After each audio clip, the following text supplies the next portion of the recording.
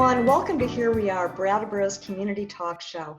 I'm Wendy O'Connell, and we are still recording remotely. The pandemic is still on, although things are loosening up a bit. And so we just want you to know that here at BCTV, we have all kinds of different shows and programs giving you updates and information on what's happening, who's opening, where things are going, and where you can go for help and assistance. And you can always reach us at BrattleboroTV.org. If you have PSAs or information that you would like people to know about, go to info@BrattleboroTV.org. So thanks for showing up today. Thanks for being with us. And our guest today is Stephanie Bonin. We're very happy to have Stephanie on the show. She grew up in Brattleboro, and she spent many years in Colorado and has been in the restaurant business in both Denver and Brattleboro. As many of you know, she and her husband owned and recently sold Duo Restaurant that was on the corner of Main and High here in town. Right now, she is currently the executive director of the Downtown Brattleboro Alliance, and she lives with her family in Dummerston. So we are very happy to have Stephanie with us today. Welcome, Stephanie. Hi, Wendy. Thank you. Nice to see you. You too. So yes, you are, not only are you a hometown girl, but I think so many people know your family and have a great spot in their hearts for the Book Cellar, which your parents owned for many years in town, for 22 years, I think you said. Mm-hmm. And I have to say that it seems like it was more than that, more years than that, just because of the amount of time that we all spent there and what an iconic place it really was for all of us, right in the middle of Main Street. So you grew up there, you were a kid. Actually, how did your parents come to buy the Book Cellar? They had a really, well, one of my mom's best friends lived in Putney, Carol Gaddis. Uh-huh. And Carol they had come and visited here and got introduced to the town. And then I think the story goes that Carol said, hey, look in the New York Times, there's an ad out right now for a bookstore. And so they answered that ad and moved here. And they were in, like, around Boston at that time? Yep. Mm-hmm. And were they looking for a bookstore in particular? I think that was the dream. My memory says that it was out there always, and while they weren't actively looking, that was always the dream. Mm-hmm, mm-hmm. And so you were a little kid. You grew up in that bookstore pretty much. I'm going to move this piece of paper I can see in my background. Okay, I grew up there and definitely was a huge part of my childhood and something that I hold really dearly. I mean, I loved walking after school. I could always know that my parents were there and I would see them there. I was a kid around town constantly and worked there the joke goes that I moved from Brattleboro to Boston and the only thing on my resume was book buyer, card buyer, window designer, all these were a little bit unbelievable for an 18-year-old, but truly what I did. Yeah. So, yeah. And also, I was going to say that when I first started dating my husband, it was all about the Book Cellar all the time. Those were all of my stories that I would share with him was all about the Book Cellar. So that's so interesting. And you saw the whole community there. Everybody walked into that store. Yeah. I was very much my parents' daughter. My sister and I were known as Betsy and Pierre's daughter. That's right. And that was normal to me that this whole kind of town generation knew me by name and knew my family. And I adored it. I mean, I grew up around every single meal, dinner table was always talking about the staff. We would have staff over for dinner. Oh, nice. Yeah. Like looking back on that, I think, and now as an employer, I understand that, you invite your staff over and you build that rapport and the culture and that family feeling when you're a boss, when you're an employer. But for me as a kid, they were just fun. It was these, big people. They were probably like 23. Right. Working in the Book Cellar, and they would come over, and I thought that they were phenomenal and great. Yeah. I was just thinking, was your experience of literature different, do you think, because of that? Did you hear a lot about writers and authors and novels and things that affected you? Oh, I mean, absolutely. I have vivid memories of my mom, falling asleep on the couch by the fire, reading whatever new book was at the time. My dad hand selling Midwives by Chris Bojalian. My mom having author parties for Archer Mayer every single year when Yes. every single book came out. Yeah. One of my first the memory I have is my first adult book was A Tree Grows in Brooklyn by Betty Smith. And that information just will never leave my brain. Those authors, Barbara Kingsolver was huge. I wasn't even reading her, but yet I knew exactly where she was on the shelf, and, Yes. whether Bean Trees was the new one or Animal Kingdom, and so I have a love. I got that passion and love from my parents, and Yeah. I'm glad to report that both my girls are the type of readers that will read while walking, while biking. It's not a bad way to grow up at all. No, no, Was it hard to leave Brattleboro? no. I was really ready. It Yeah. wasn't. I chose where I went to college based on I wanted to go somewhere that I had never been, and where it was a plane ride away. I was very committed to leaving Brattleboro and being in the big city, and moved directly to Boston for 2 years and then Denver. And then Denver, yeah. So you had that's a lot of city time. Yes. Yeah. And in And between there, it was San Francisco and Atlanta and Chicago. So it was all cities. I mean, I went complete pendulum. yeah. What were you doing in the other cities? Were you involved in different kinds of endeavors? Yeah, I went into politics as soon as I left college, graduated from college, and actually a little bit before that as well. And so in those cities, I was working primarily on environmental and primarily focused on renewable energy standards. Mm-hmm. Well, that's interesting. And did you follow that for a while? Did you have jobs doing that kind of thing? Yeah. Yes, I did. So I like to say that my first political endeavor was on Chapin Street at the end of my driveway. I had a huge sign with a table, and it said "honk if you're voting for Dukakis," and I had a whole tally going on. And then my next political thing that I remember is I was part of with two of my really great friends and the Women's Freedom Center. I was part of the first Take Back the Night March in Brattleboro. Uh-huh. And so, yeah, then when I left, I went into community organizing is what I focused on in college, and then also in sort of a graduate degree called Green Corps, which is environmental organizing. Uh-huh. And went in, and then I was the lobbyist for the state environmental group in Denver, Colorado. I was also the lobbyist for NARAL, Colorado, for pro-choice. Yeah. Well, that's a lot. That's a real backlog of experience. That's very different from the things that you before and after. San Francisco, all of these different cities, you were doing a lot of political work. How did you get into the restaurant business? So when I met my husband, Keith, we met in a restaurant, and we were both working. He was actually my boss, and I was a server.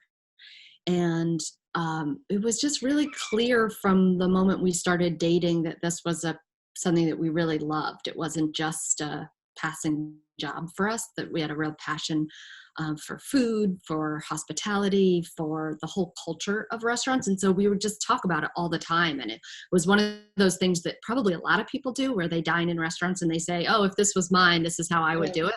Right.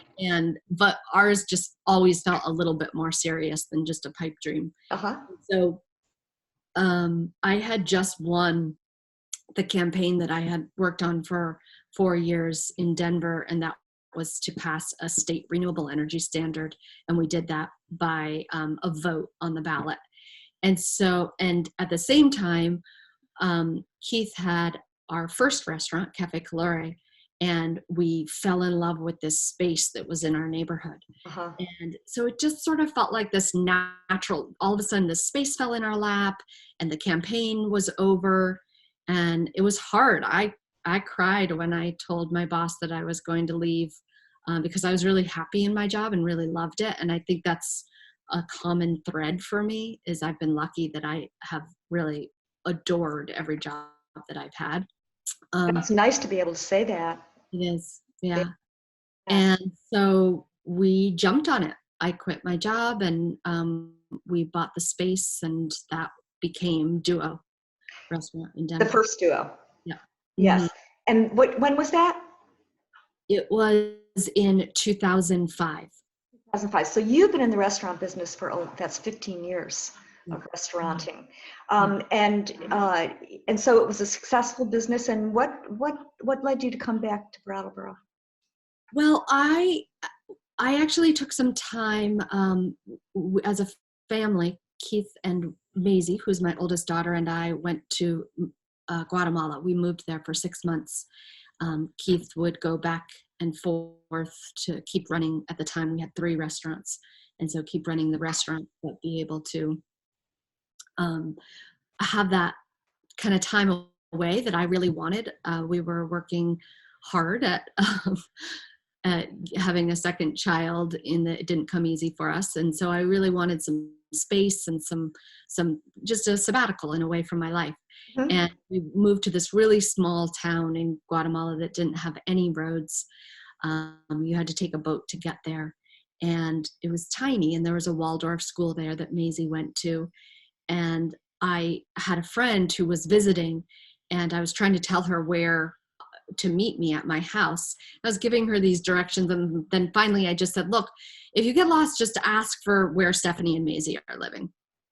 And as soon as it came out of my mouth, I realized I had only been there maybe a month and a half, and that I had confidence that everyone knew who I was to a certain degree. And I remember very vividly thinking, gosh, I haven't really had that feeling since Brattleboro, since growing up, my childhood. And it just sort of was like a glimmer in my mind, and I sort of just kept holding on to it. And then when I was pregnant with Lily, it just was clear as day that I was ready to move away from the city, and I wanted that feeling that for my kids Yeah. of Yeah. being known and being that connected to your community. And so we started looking at smaller towns. Mm-hmm. And Brattleboro was a smaller town that you knew pretty well. Yeah, And so, we came because of a wedding. So uh-huh. we were visiting, and we were looking in other places, Western Massachusetts and Maine and Northern California, and then we came here for a wedding and fell in love with the space in Brooks House, and that is really what tipped us. Just like anyone, they kind of move for their job to a certain degree, so we knew we had to find a spot to fall in love with in terms of the restaurant. And that was available then. It is a great space. It's a fabulous space. Yeah. And you recently sold it. Yes. Mm-hmm. Those years. Yeah. Yeah. And it's almost like we're gonna talk now about the Downtown Brattleboro Alliance, moving into that, and you kind of went from the frying pan into the fire Yeah. these last couple months, right? Yeah. Yeah. So, but you did start with the Downtown Alliance before the pandemic, right? Yeah, Yeah. I was a volunteer board member since before Duo opened. Oh. And then I've been the executive director for this is the 3rd year. Oh, wow. Oh, so you've gotten your hand in it to a great degree. Yeah, that's really great. So let's talk a little bit about that. I know that there's obviously everything that's been going on over the last 10 weeks, I think maybe it's been. But if you could talk a little bit about the Alliance and your kind of maybe describe it a little bit for folks to understand what it is and what you're doing and what your objectives are. Sure. The DBA is a downtown organization, and there's 26 I believe 26 downtown organizations in the state of Vermont, and they get deemed that with a magic wand based on a geographical area called a downtown improvement district. Hmm. And so we have a certain boundary that we represent, and we represent the businesses, the organizations, the property owners, the residents, anyone who's in that boundary. Oh. And Hmm. our budget primarily comes from a special assessment tax of the property owners in that boundary.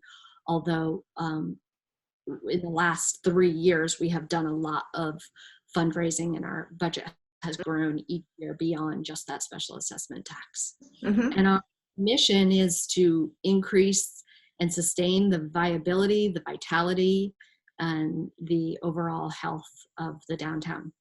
Mm-hmm. So it's not just the businesses, it's all of the other organizations as well. The incarnation before DBA was Building a Better Brattleboro, and so we are the same organization, just a different name. Oh, uh-huh. And I think just like businesses or schools, I think any entity reinvents itself based on who's leading it. Right. And it's really important to me. What energizes me is community building and community organizing, not just a trade group or a business association. And so I'm always looking for ways of connecting with residents downtown, which is definitely the hardest population. But I also think of anyone who comes downtown as a resident to a certain degree. It's sort of like they're a temporary resident. And so that community building, to me, looks like anyone who interfaces with the downtown. I think of DBA's work as divided into sort of 3 groups. And one is the events and the magnifying of what everybody is doing downtown, the ability to have one calendar, which is Plan a Go-Go, that we shepherded through, and anyone can have that calendar on the website. And so let's magnify what all of us are doing. The Elliott Street block parties, Brattleboro, the Brat Love Crawl, all of those are, making sure I shine a light on Slow Living Summit or Strolling of the Heifers or things that's going on at the Hooker Dunham or River Gallery Art School. So just really a lot of my work, I feel like, is a second set of hands. So I get to just shine a light on what amazing stuff everybody is doing. So that's sort of one category. Yeah. The second category is, how do we make Brattleboro even better? How do we dig even deeper? And so that's a lot of work that I've done on the transportation center, and really looking at that as an asset that it is. We need the parking, and let's really embrace that and make sure that we're utilizing it to the best that we can. That would be one example. Another example of really digging in is I have sat in on coalition work with childcare. I have sat in and been part of conversations around panhandling and homelessness. I have organized things around short-term rental. We had a short-term rental summit, and that is saying, how do we figure out this nut of how to bring people to the community and dig in deeper in that sense.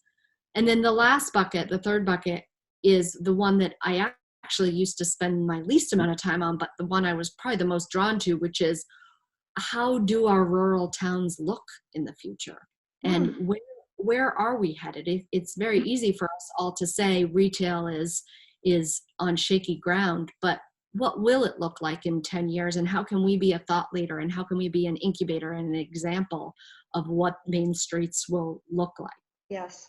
And it's actually ironic, because I feel like that third bucket is where I'm spending more of my time now with during COVID. I know, I was just going to say, what you are laying out there, what you are describing, is a huge amount of work, a huge amount of attention on many different things in our community. And yes, that last piece, and I know that I think that you've been doing some extremely interesting and very creative things during the pandemic that seem to sprout out of thin air and really quickly.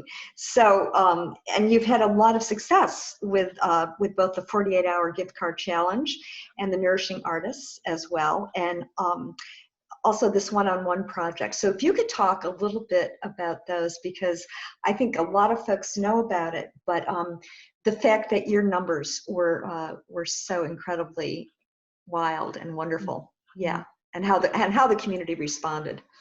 Yes, thank you. I I I just, for better or for worse, I care a lot. And it's funny, I was just looking in a photo album of our first year in Vermont, and on one of the pages, it says things that I have learned since moving to Vermont.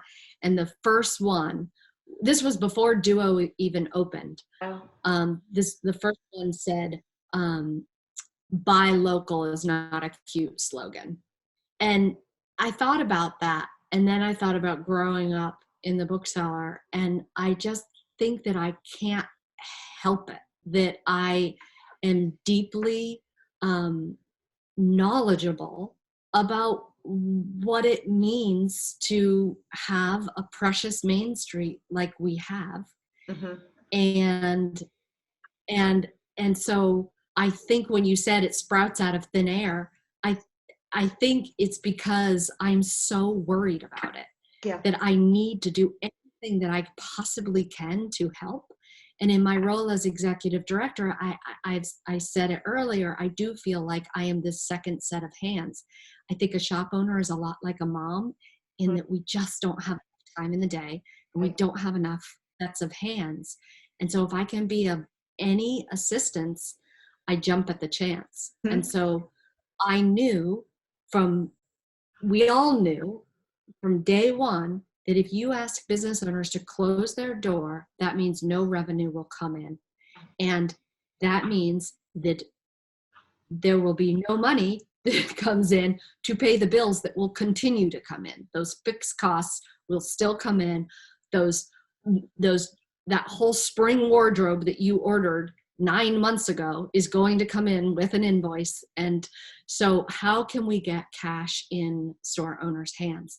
And so that's where the 48-hour gift card challenge came in. Was, okay, the federal funds are not going to come fast enough. The state funds are not going to come fast enough. And local, we haven't created a program, or we don't know if there's going to be any local funds. And so what can be fast? Well, we have the mechanism of gift certificates. And so let's do that. And so that's really where the drive came from that. And you're right, the community was knocking on my door of, how can we help downtown? Give us something to do. And so I think that's why, or I know that's why the numbers were as high as they were, because it was really the first time we said, here is something that you can do, and we need it badly.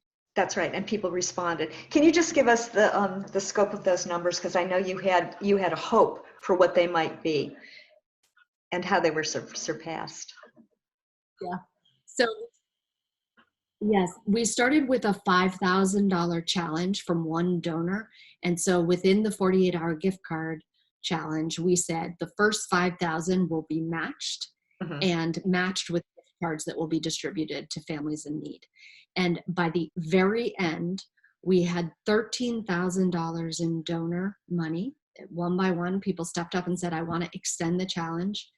And at the end of the challenge, our overall impact was over $57,000 that went into the hands of shopkeepers. Yeah, that's remarkable. It's really remarkable. It says so much to your energy being put into it, and to whoever was working with you, and to the community itself. And also, I think that people, as you say, they wanted to do something. We all wanted to be able to be engaged in some way. And the Nourishing Artists also did very well. Yep. So New Chapter followed up with the 48-hour gift card challenge and said, will you do that again? And we will give you $5,000. And I said, I would love to create something a little bit different. And the Nourishing Arts Challenge came out of, we saw right away that restaurants were a sector that was going to be just really, we still don't know the answer to how badly they're going to be hurt from this. And then quickly following that, we saw that the artist community, because of stages, performances, all being congregations of people, we still don't have the answer of when they can do that. In fact, I was having a discussion today where people are using the 2-year number, which is just crushing. Right. 2 number meaning the next time we can go to a live music event might be in 2 years. And that is not based on fact. It's just people guessing. And so how can I combine that? And my thing is that the Brattleboro community is made up of so many different values and visions. And one of our strongest is ourselves as an arts community. Right. And so how can we really embrace that and hold up that part of our community that needs help right now? And so the Nourishing Arts campaign came out of that. So buying gift cards, those gift cards unlock matching donor funds, and then those donor funds get put into a pot to purchase dinners from local restaurants. Too. Yeah, and I think one thing too, Stephanie, that is very exciting is that you have this one-to-one project, so that you are getting different business partners together, different people in the community in downtown together to talk to each other and create and brainstorm and create. And that's fabulous. What I felt was absent was that really peer-to-peer connection to figure out what our plans were, and that one-to-one phone call, conversation, email, wherever it's going to happen, to be able to say, hey, did you do this, this, and this? Where are you kind of fumbling? How can I help? Let me follow up with you in 4 days. And that's where the one-to-one project came, and the Thomas Thompson Trust gave me money to be able to. Great. That's great. Yeah. Well, to me, it sounds like a template that other small towns could really take on, because it's working and you've got the numbers to show that. And we didn't get to talk about homeschooling, which I know that you've probably been doing. So you've got a lot of things. You've got a lot of things going on. Have you enjoyed homeschooling, by the way? Every mom right now is going to laugh. Every parent, not just mom. There's some really lovely, lovely memories that I think we'll all take away from this. And there's some really impossible asks that we parents are being asked right now. Nothing to do with the school, anything, just asking to be. You're only one person, but you're being asked to be a lot of people right now. Right. So. No, well, you say it very well, and it's very true. Stephanie, thank you so much. Yeah, you're welcome. Thank you. Yeah, it was great to talk with you, and it was great to hear more about, a lot of these organizations, people hear about them and they have a vague idea of what's going on, but you elucidated that really well about downtown. And, it feels good that you're at the helm of this, getting things done. Yeah, thanks a lot. And we will see you soon. Great. Out and about downtown. Great. Thanks. Thanks to all of you for being with us today and sharing some time with Stephanie from her very busy schedule, and learning a little bit more about downtown and the downtown that is becoming. Brattleboro is changing, and we're changing with it. And we're glad to be here. We loved having Stephanie on, and next week we will be here with another guest. So stay tuned, tune in to your neighbors, and thanks for being with us.